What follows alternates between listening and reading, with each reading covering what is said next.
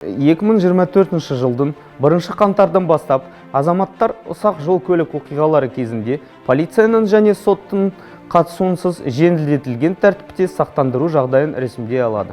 Бұл үшін мемлекет Еврохаттама арнайы мобильді қосымшасын әзірледі. Қосымшаның көмегімен жүргізушілер өздері жол көлік оқиғалары фактісін тіркеп, сақтандыру компанияларына материалдық залалды өтеуге өтінім береді.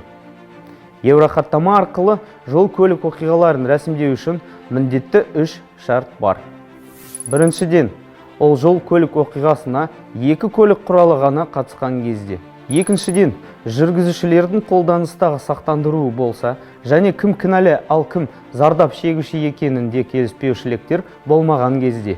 Үшіншіден, апат нәтижесінде денсаулыққа залал келтірмесе, ал көлікке келтірілген залал сомасы 100 айлық есеп көрсеткіштен аспаса, ол 369 мың теңге құрайды.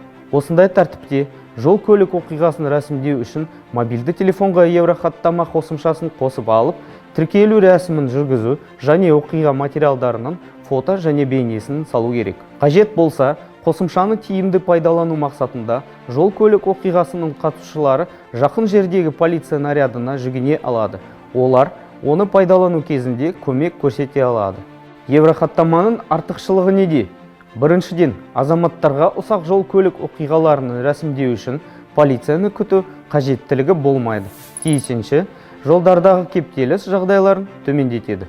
Екіншіден, жол көлік оқиға жеңілдетілген тәртіп кезінде жүргізушілер әкімшілік жауапкершілікке тартылмайды. Үшіншіден, әкімшілік және сот рәсімдерінің болмауына байланысты сақтандыру төлемдерінің мерзімі қысқарады.